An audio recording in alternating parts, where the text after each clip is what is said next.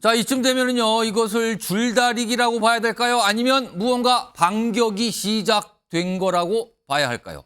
뉴스와이드 첫 번째 이슈, 이 내용이 담겨 있습니다. 제목으로 보시죠.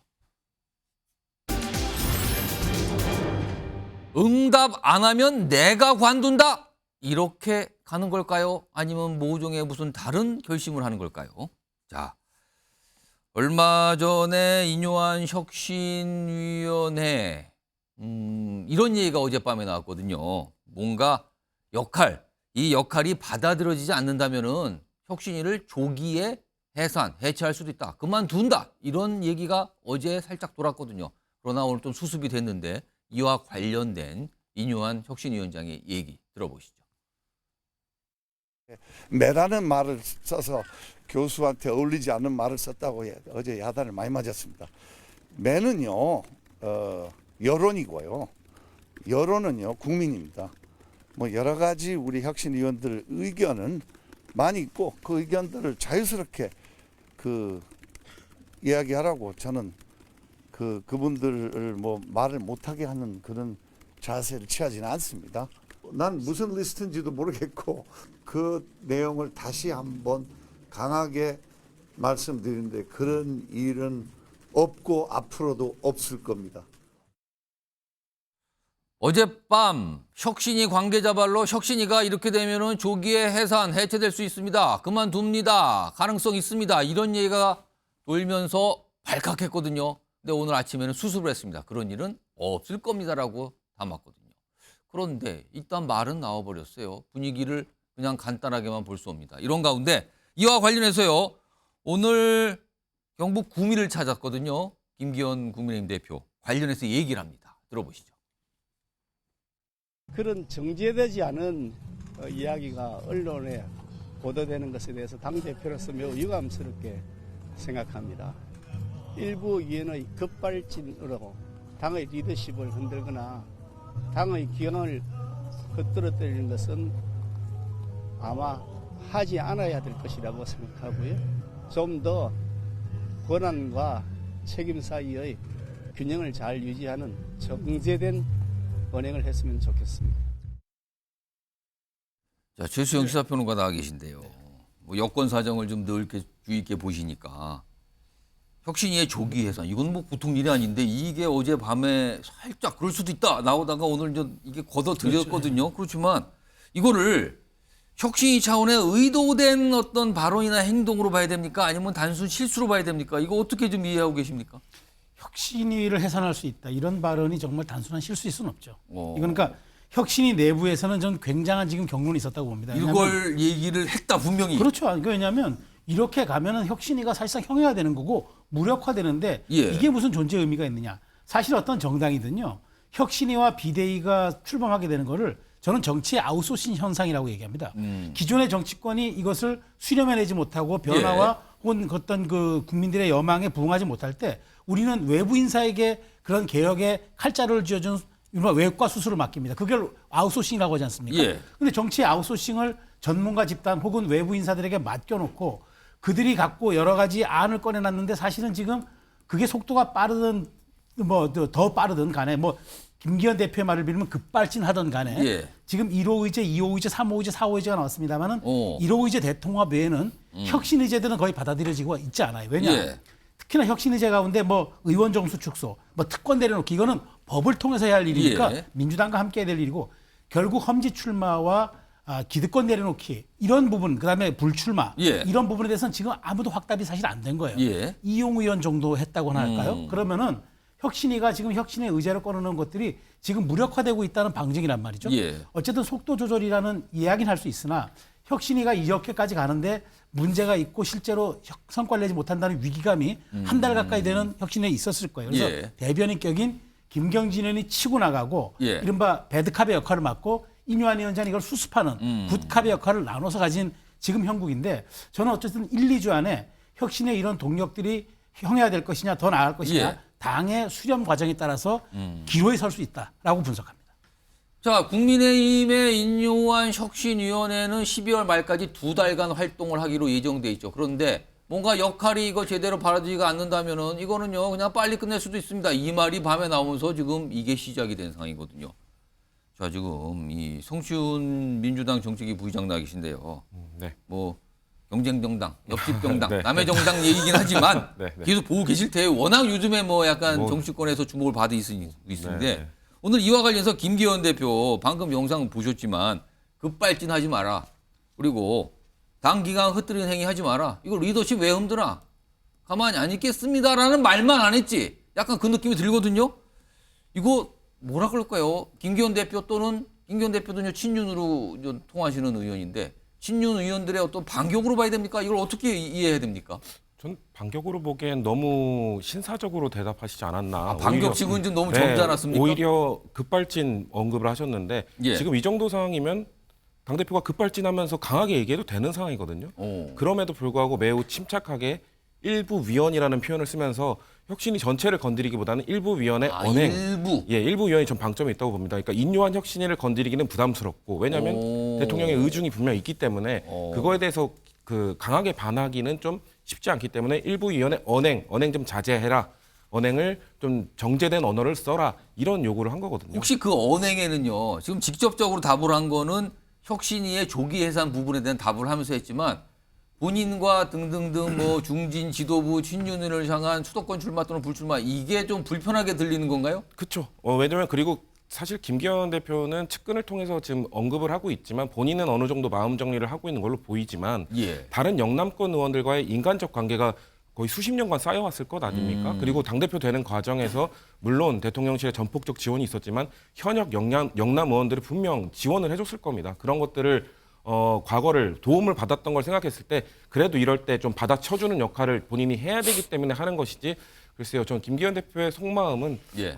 그래도 한 명 뭐 좀 불출마 해줘야 되는 거 아니야? 그런 마음 갖고 있을 거라고 봅니다. 아, 그래서 오늘 본인이 직접 급발진하지 않고 그냥 매우 정제된 비교적 언어로, 네. 점잖고 정제되게 표현을 한 거다. 뭔가 불만 제기는 했지만 점잖게 한 거다. 이런 분석이신데 그런데요. 혁신위원회 조기 해산 이 얘기가 나오니까 정치권을 좀 평소에 주목하고 잘 보시는 분들이 이 얘기를 오늘 많이 하신대요. 과거에 김종인 민주당 전 비대위원장 그때 뭐가 관철이 안 되면 비대위 문 닫아버리고 막 직고하고 막 이런 적이 있었거든요. 혹시 이런 모습 아니 이런 거 나타나는 거 아니야 이런 얘기를 하시는데 벌써 이게 2016년 모습이에요. 3월에 당시 모습 좀 다시 한번 불러서 확인해 보겠습니다. 지금 비공개 비대위 참여하시러 가신 거예요? 내 복장 보면 몰라? 아니, 그러니까 그거에 대해서는 묻지 말아요. 나는 더 이상 할 말이 없어. 그리고 그 어려운 시기에 우리 당을 잘 추슬러 주셨고 저는 김종인 대표를 비례대표 상위 순번으로 그렇게 모셨을 것입니다. 거의 뭐 당을 살려놓다시피 그렇게 하셨는데 이제 마지막 그 마무리를 잘해 주셔야 이른바 화룡점정을 잘해 주셔야지. 난 여태까지 이렇게 내 스스로의 명예를 지키기 위해서 산 사람인데 그런 식으로 나를 그렇게 아주 욕보게 하는 그런 거는 내가 절대로 용납을 할 수가 없어요. 고민 끝에 일단 하여튼 제가 이 당에 남아야 되겠다 하는 생각을 하면서 당시 김종인 비대위 대표가 당시 위원장이나 대표라는 직함도 받았거든요. 비대위 문 닫고 집에 직구해서 갔죠. 이게 좀 여러 차례 있었거든요. 그리고 가서 지도부가 가서 달래고 제발 도와주세요. 이거 몇 번 삼고초려 이런 과정을 통해서 다시 들어오고 이랬는데 박상희 교수님 혹시 인요한 위원장도 혹시 이런 모습 가능성이 있을까요?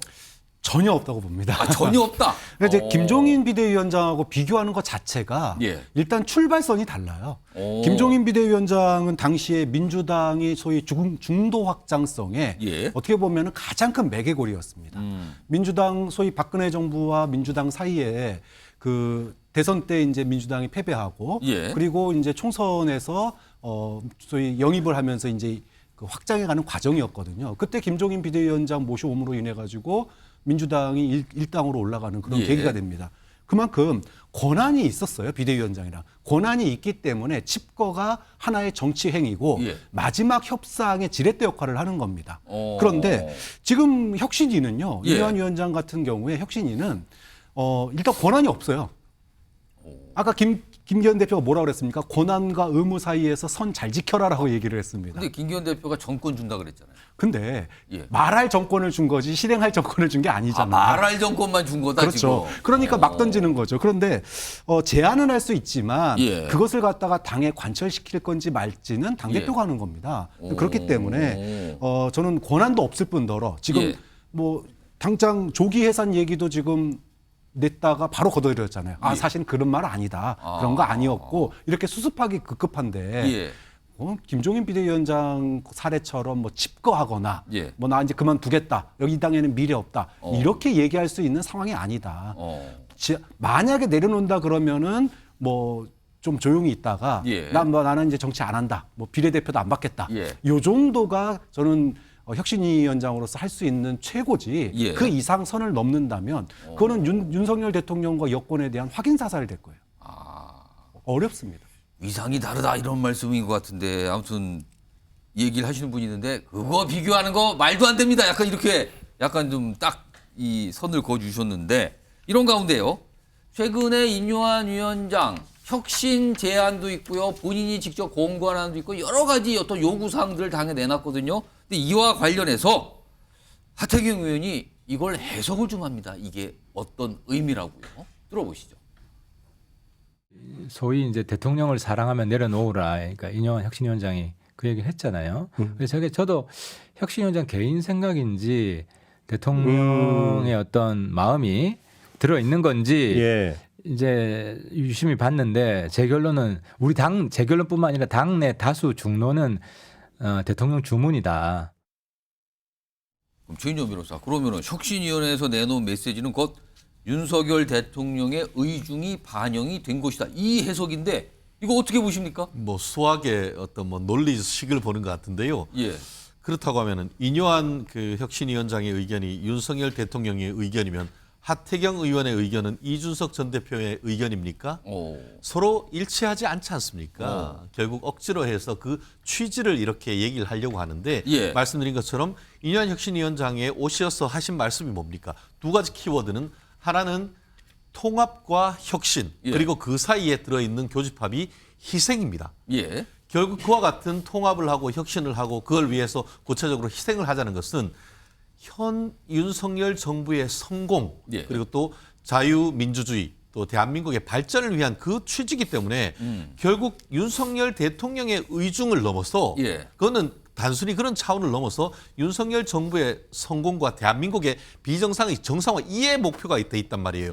그것을 위해서 국민들이 무엇을 요청하는가를 그 누구보다도 제가 봤을 때는 지금 인요한 혁신위원장이 잘한다라고 생각을 합니다. 예. 근데 아까 얘기한 것처럼 그러면은 그 김종인 전 비대위원장의 길을 걸을 것이냐 예. 아니면은 민주당의 실패한 이른바 김은경 혁신위원장의 길을 걸을 것이냐 이게 지금 앞에 두 가지 노정이 있지 않습니까? 완전히 다른 결과인데요. 그렇죠. 지금 이른바 이재명의 아바타 소리까지 들었던 그 김은경 혁신위원장 그건 결국은 기한을 줄여가지고 사실 역사의 뒤안건으로 간 반면에 예. 이 김종인 그 비대위원장은 사실 보수에서도 사실 대통령을 만들고 민주당에서도 그 어떻게 보면은 문재인 전 대통령을 만들었던 건 아니겠습니까? 저는 인요한 그 혁신위원장을 비대위원장급 혁신위원장 예. 이렇게 지금 저는 평가를 합니다. 예. 그렇다는 점에서 단순히 뭐 윤석열 대통령의 의중이 파악된다?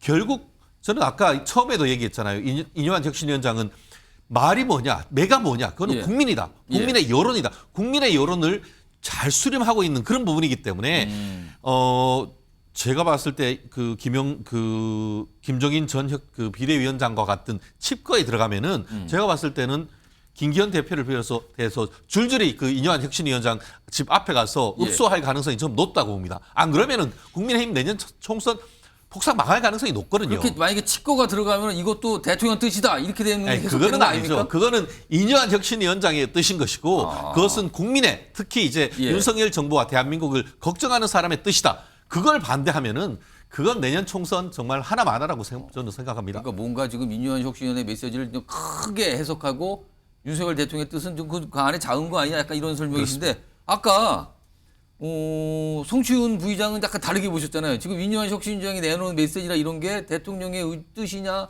뜻이 담겨 있다? 약간 이런 식으로 설명하셨는데 다르거든요. 지금 어떻게 보세요? 저는 대통령의 의중이라고 봅니다. 예, 뭐 사실 김은경 혁신이 또 이재명 당대표의 의중이 담겼지만 예. 그 의중은 담겨 있으나 그 플레이를 하는 건 혁신위원장이거든요. 근데 그래서 사실 제가 김은경 혁신이 때도 얘기했고 이뉴한 혁신이 출범할 때도 얘기했던 게 결국 혁신위는 내용 싸움이 아니라 정치 싸움이다. 그래서 당 대표든 대통령이든 의중을 전달하는 건 내용은 전달하되 예. 그거 갖고 어떻게 풀어가느냐가 혁신위원장의 역량이다. 근데 김은경 혁신위는 정치적 감각이 없었죠. 정무적 감각이 없었죠. 예. 근데 저는 이뉴한 위원장 볼수록 감각이 있어 보입니까? 정무적 감각이 너무 뛰어나 보입니다. 그래서 저는 이런 정치적 삭바 싸움을 너무 잘하시기 때문에 예. 그리고 지금 완급 조절도 하시거든요. 지금은 뭐 수능을 이야기하면서 좀 쉬겠다 이런 얘기도 하시는 거. 저는 이 완급 조절 원래 강속구 투수가 아무리 강속구 투수여도 그 구정 하나로는 승부 못 하거든요. 그렇죠. 구정이 여러 개 있어야 대투수가 될 수 있는 건데 지금 윤여한 위원장이 그 완급 조절하는 거 보면서 아니 지금 오히려 20년 가까이 정치를 한 영남 중진 의원들이 예. 정치 싸움에서 밀리고 있는 건 아닌가. 저는 그래서 매우 뭐 저는 정무적 감각은 뭐 다른 당이지만 저희 당에서도 민주당에서도 뭔가 혁신을 이야기할 때 저런 정무적 감각을 갖고 계신 분이 좀 혁신을 이끌었으면 더 좋았을 것 같다는 생각까지 하고 있습니다. 왠지 뭐 부럽다는 쪽으로 얘기하는데 지금 보시면 잠깐 나왔지만 이뉴한 위원장이 내놓은 언론 인터뷰에 내놓은 말이 나의 윷놀이에는 백도가 없다. 그냥 직진이다. 이거는 간다. 뭐 아니면 도다. 지금 막 이거예요 지금. 그런 가운데 이뉴한 위원장의 발언이 몇 가지 더 준비되어 있는데 이것도 의미심장합니다. 일단 뭔가 강하게 이렇게 밀고 있는 것 같죠? 들어보시죠. 뭐 시간을 좀 주면은 저는 100% 확신합니다. 움직임이 있을 거고 그들이 절대 이름은 거명 안 했지만 분명히 움직일 거리라고 저는 확신하고 저 개인에 대해서 혹시 궁금하면은 저는 지역구에 많은 유혹을 받았는데 안 나갑니다. 본인은 총선 때 지역구 출마 이거 없다. 나 안 나간다. 뭐가 배수진을 치면서 100% 확신한다. 내가 요구하고 주장했던 거 관철된다.